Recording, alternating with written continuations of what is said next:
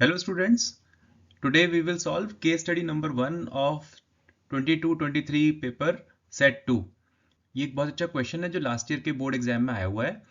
मैं इस क्वेश्चन को एक एक स्टेप बाय स्टेप लेके चलूंगा और आपको डिटेल में समझाऊंगा ताकि आपको ये क्वेश्चन भी क्लियर हो जाए और इस टाइप का कोई भी क्वेश्चन फ्यूचर में आए तो आप बिना हिचक उसको सॉल्व कर सको।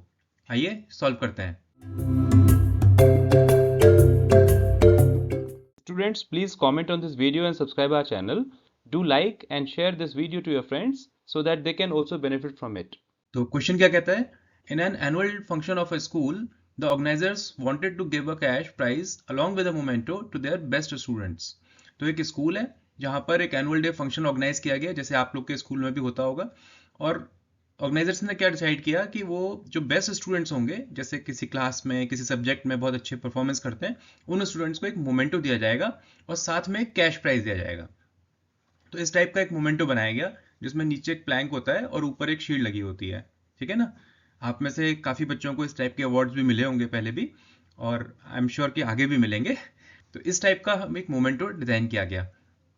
Each memento is made as shown in the figure and its base A, B, C, D is shown from the front side. तो अब उन्होंने इस मोमेंटो की डिजाइन दी है, थोड़ा सा डिटेल देने की कोशिश की और साथ में डायग्राम दिया हुआ है। डायग्राम में आपको डिजाइन के मेजरमेंट्स दिए हुए हैं। तो क्या कहते हैं ये कि हर मोमेंटो में जैसे फिगर में दिखाया गया इस टाइप का बनाया गया। इसका बेस है ए बी सी डी। सामने से अगर आप देखते हो तो आपको ऐसा दिखाई देगा, और इसमें जो सर्कल बना हुआ है उसका सेंटर O है। यहाँ पे दिया हुआ उन्होंने कि जो उसकी रेडियस है वो 7 सेंटीमीटर है, जैसे लिखा हुआ है। तो अपने OC और OD दोनों रेडियस हो गई 7 सेंटीमीटर की। बाकी जो वुडन प्लैंक बाहर आ रहा है वो 3 सेंटीमीटर का है, यानी 3 सेंटीमीटर लंबा है, दोनों तरफ से बराबर है। Okay, the rate of silver plating is 20 rupees per centimetre square.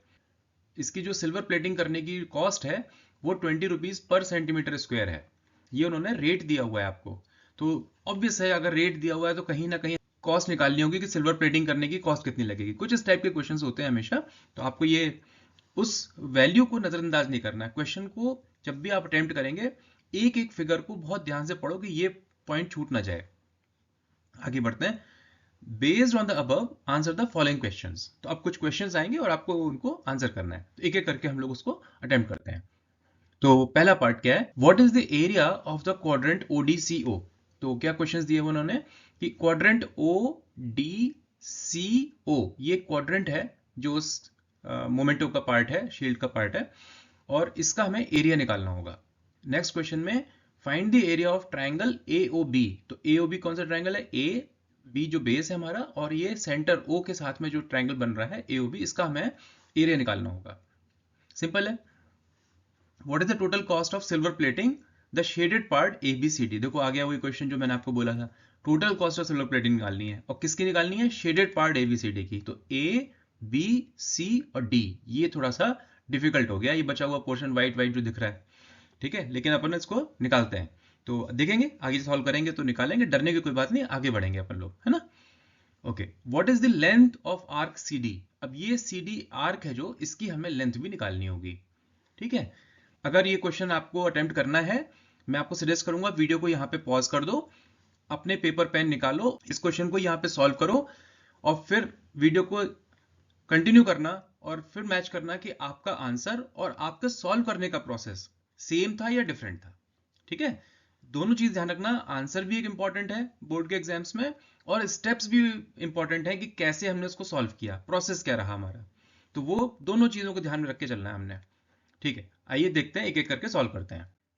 तो सबसे पहले पहला क्वेश्चन लेते हैं। What is the area of quadrant ODCO। ODCO, ठीक है, इस क्वाड्रेंट का एरिया क्या होगा? तो आइए इसको देखते हैं। तो एरिया ऑफ सर्कल सेक्टर, ये सर्कल का एक सेक्टर बना, ये वाला जो क्वाड्रेंट है। अब किसी भी सर्कल के सेक्टर का एरिया हम कैसे निकालते हैं? उसका क्या फॉर्मूला होता है? Pi r square into theta by 360। अब ये तो हुआ फॉर्मूला, पाई आर स्क्वायर जो एक सर्कल का एरिया है एंड थीटा अपॉन 360। आप चाहो तो इसको रट लोगे, लेकिन एग्जाम में अगर भूल गए तो क्या होगा? तो थोड़ा सा पॉज लेते हैं और इस पार्ट को यहाँ पे थोड़ा डीप में समझ लेते हैं कि थीटा बाई 360 क्यों लिया।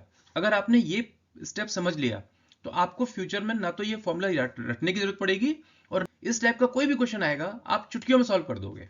ठीक है, तो चलिए थोड़ा सा एक स्टेप में डीप में लेते हैं। हम लेते हैं पिज्जा। ठीक है, पिज्जा क्यों लिया? क्योंकि ये सर्कल होता है तो समझने में आसानी हो जाएगी। ये पिज्जा आपने खाया होगा, मेरे ख्याल से ये वेज फार्म हाउस लग रहा है मुझको।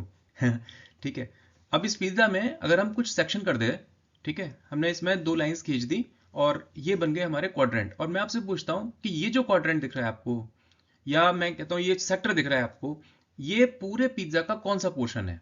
What portion this pi makes of the entire pizza? तो आपका आंसर क्या होगा कि सर कितने पार्ट्स को हम ले रहे हैं वो ले लेंगे और टोटल पार्ट से हम डिवाइड कर देंगे, तो हमारा निकल आएगा कि वो जो पाई है या वो पार्ट है वो पूरे पिज्जा का कितना पोर्शन बन रहा है। तो हम क्या लिखेंगे? नंबर ऑफ पार्ट हमने कितने लिए? 1, और टोटल पार्ट्स कितने हैं? 1 2 3 4 हो गया, तो 1/4 हो गया। तो this portion is 1/4 of the entire pizza.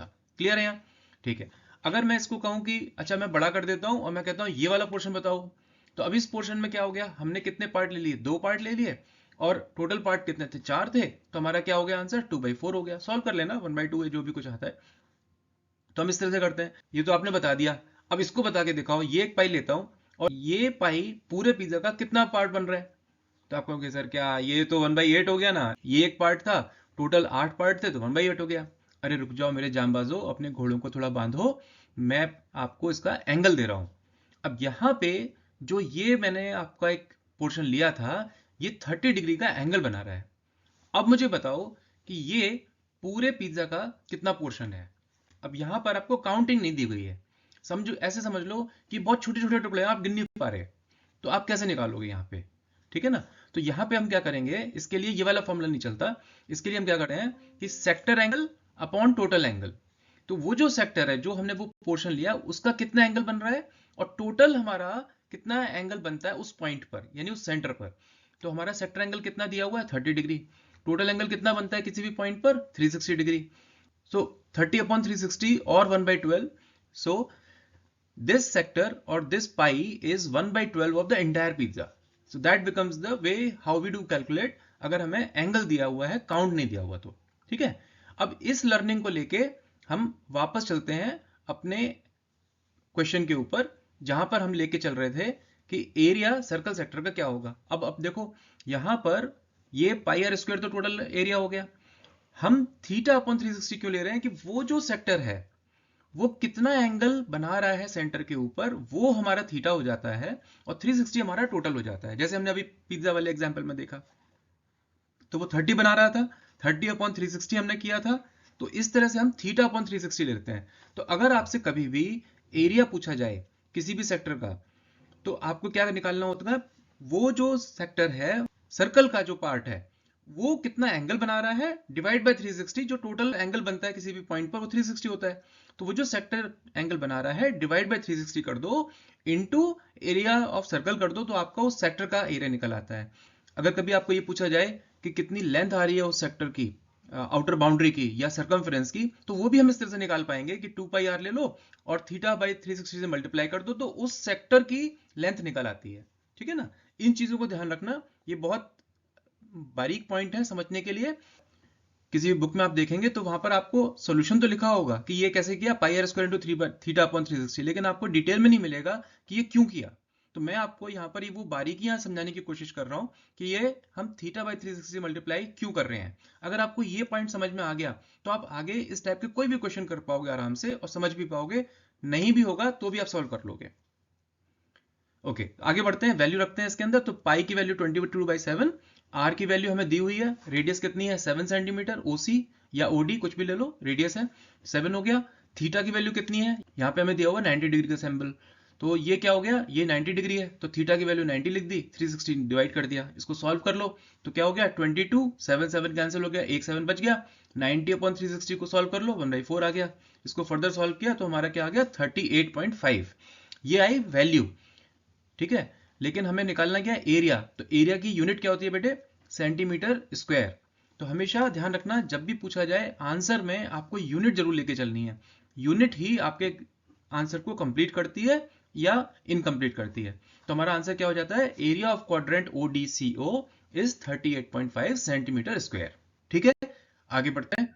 Next question है, find the area of triangle AOB। ये AOB, इस ट्राइंगल का हमको एरिया निकालना है। कैसे करेंगे, एक राइट एंगल ट्राइंगल का, क्योंकि राइट एंगल है ना बीच में, तो एक राइट एंगल ट्राइंगल का एरिया क्या होता है, base into height into half, right, या half into base into height. अब इसमें बेस क्या है हमारा, बेस हम अगर इसको ले लेते हैं ओ ए को, तो क्या होगा OD प्लस DA। OD कितना दिया हुआ है 7 सेंटीमीटर और DA क्या है 3 सेंटीमीटर, तो OA क्या हो गया हमारा 10 सेंटीमीटर।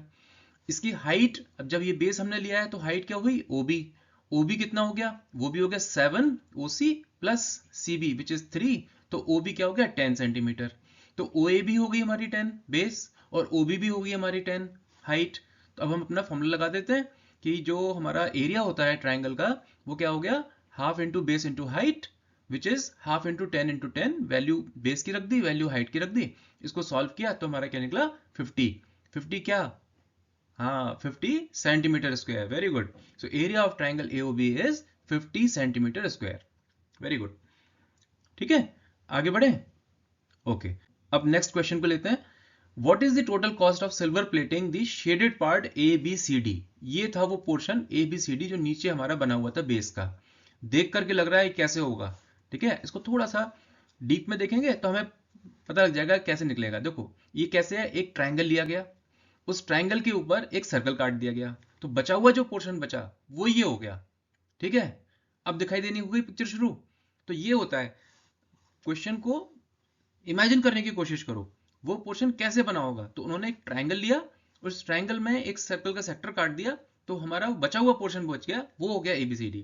तो अब हमें इस ABCD का एरिया निकालना है। अब तो ये आपके लिए आसान हो गया, क्यों, अगर हम इसका एरिया निकाल लेंगे, उसमें सिल्वर प्लेटिंग हमें कॉस्ट दी हुई है तो हमारी टोटल कॉस्ट निकल आएगी, ठीक है ना, इसलिए हम एरिया निकाल रहे हैं। अगर आपके मन में क्वेश्चन है कि ऐसा एरिया को निकालनी तो हमें कॉस्ट है सिल्वर प्लेटिंग की, पर राजे कॉस्ट निकालनी है किसकी, सिल्वर प्लेटिंग करने की, और सिल्वर प्लेटिंग की कॉस्ट किस में दी हुई है, रुपी पर सेंटीमीटर स्क्वायर में, तो हमें तो रुपी में निकालना है आंसर, तो कोई तो एरिया होगा कहीं तो होगा, तो उस जिस पोर्शन को हम सिल्वर प्लेटिंग करने वाले हैं उसका एरिया निकाल लो, उस एरिया को मल्टीप्लाई कर दो तो आपका वो कॉस्ट निकल आएगी सिल्वर प्लेटिंग की। ठीक है, तो अब ABCD का एरिया निकालते हैं। तो अब ABCD का एरिया क्या होगा, जो जो शेडेड पोर्शन है व्हाइट कलर में, इसका एरिया क्या होगा, अभी हमने देखा, एक हम लेंगे ट्राइंगल AOB का एरिया और उसमें से माइनस करेंगे इस सेक्टर का एरिया, किसका, क्वाड्रेंट ODCO का। तो हमारा क्या बन जाता है, वैल्यूज पुटअप करते हैं, एरिया ऑफ ट्राइंगल AOB अभी हमने पिछले क्वेश्चन में निकाला था, इसके वैल्यू कितनी आई थी 50 सेंटीमीटर स्क्वायर, और एरिया ऑफ क्वाड्रेंट ODCO ये हमने फर्स्ट क्वेश्चन में निकाला था, वो कितना था 38.5 सेंटीमीटर स्क्वायर, दोनों को सब्ट्रैक्ट किया तो कितना निकला 11.5 सेंटीमीटर स्क्वायर। अब कॉस्ट ऑफ सिल्वर प्लेटिंग वो हमें कितना दिया हुआ है 20 रुपीज पर सेंटीमीटर स्क्वायर, तो हम इसको मल्टीप्लाई कर देंगे, 11.5 टोटल एरिया है into per unit cost of silver plating which is 20, total निकला 230।